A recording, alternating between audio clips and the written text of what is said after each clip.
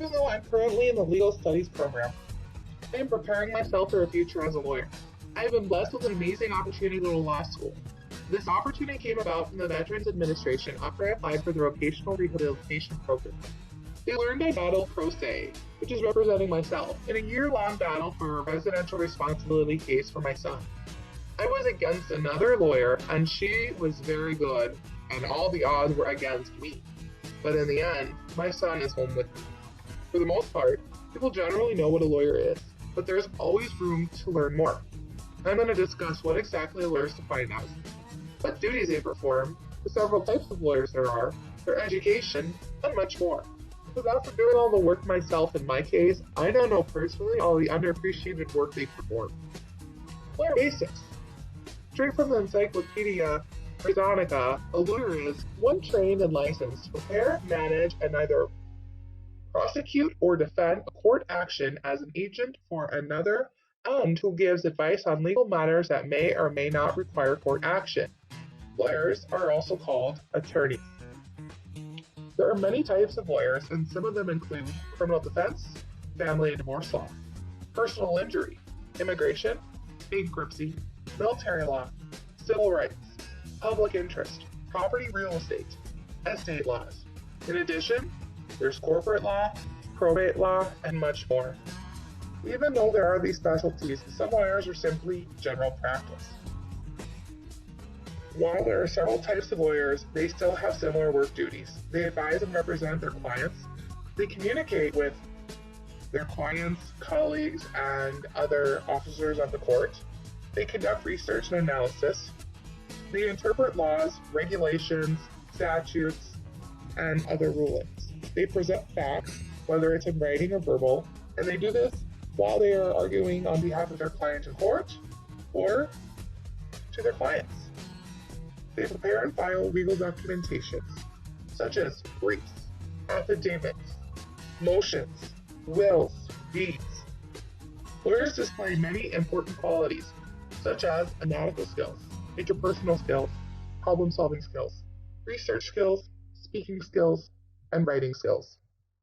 Some of these skills are natural to the lawyer, while many lawyers gain these skills through education and also by doing extracurricular activities on their own time, such as maybe joining a drama group. Education required to become a lawyer consists of about 7 years of post-secondary education. This entails acquiring a 4-year bachelor's degree, for which there is no required program of study. Your choice.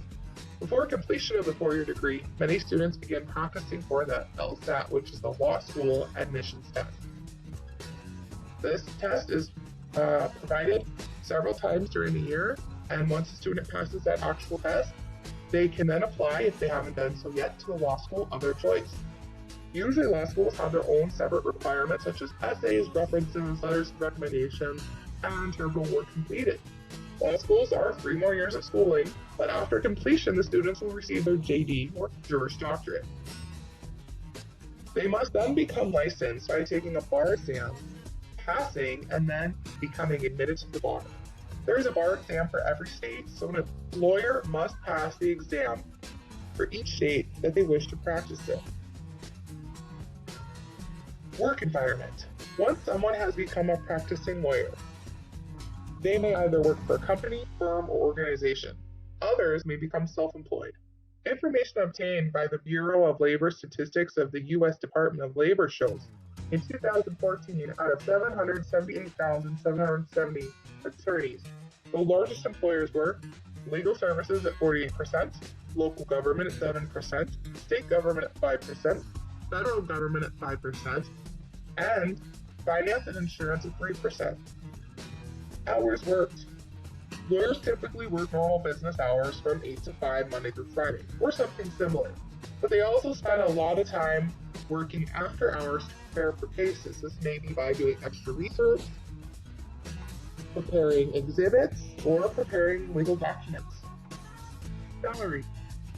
Many of us have the assumption that lawyers make a significant amount of money, but while that may be true for a few, there is a growing gap in lawyer incomes. Salary varies due to where you are located, what kind of lawyer you are, who you work for, and how long you've been practicing. How lawyers are paid also varies. According to Incentive for Lawyers, among law firms, 4 primary plans occur. Lockstep, in which pay is usually a fixed function of seniority. A quantitative formula, in which pay is typically a function of billable hours and other objective materials. A combination plan, in which pay is a function of a formula and some subjective factors, and a pay based on a set of subjective factors. Usually the formula approach is most commonly used. According to the U.S. Bureau of Labor Statistics, the May 2016 median annual wage for lawyers was $118,160, meaning half of the lawyers made more than this amount, while the other half made less.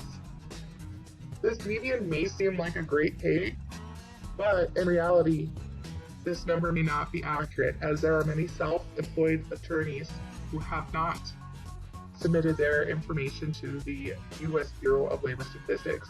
Therefore, that result is not reflecting the lower amount that self-employed attorneys usually make. Current issues. I also want to touch base with an important current issue within the legal students and professional world. According to the American Bar Association, the Hazelden Betty Ford Foundation teamed with the ABA to conduct a much-needed study, which revealed the suspected concerns of lawyers. They have serious mental health and addiction issues. What are these issues? Depression, anxiety, alcohol addiction, street and prescription drug addiction. The results of the study show that lawyers tend to have a significant higher amount of issues within these areas in comparison to other populations. The authors of the study have since given organizations and school advice on what are signs to look for problems within a lawyer or law student, as well as strategies to implement within schools and workplaces. On a side note, I'd like to say that it is very important, despite what career you are studying for, whether or not you are or aren't studying, if you have these signs or notice somebody with these signs, seek help for yourself or seek help for them. The signs are: a person's behavior changes, their work product changes, and the quality is not as it used to be. They isolate themselves. They have noticeable mood changes. They may smell of alcohol, and they avoid questions of if there is anything wrong with them, or they insist nothing has changed. What are the next steps? Mandated classes on alcohol, drug, and mental health issues. Improving messages to law students regarding getting help is the smart thing to do. Increase the systems approach to working with law students so lawyer assistance programs and law schools can work closely together to implement programs geared at improving the health and wellness of law students. Decrease the competitive atmosphere, whether that's in school or in a company. Mediation is also given as a tip to help. It is relaxing, mind-clearing, and it gives everyone a break. Lawyers endured much time in the books gaining their education, as well as continuously learning new things through their never-ending research for clients. They vary in their specialties as well as their graduate and undergraduate knowledge. Some make an astonishing amount, while others are barely paying off school debt. They work long after business hours and prepare very detailed and accurate documents. They find themselves stressed and overwhelmed, resulting in many suffering from addiction and mental health challenges. I truly find their hard work admirable, and I have nothing but the most respect for a lawyer. One day, I too will be able to help others in the legal wars of our world.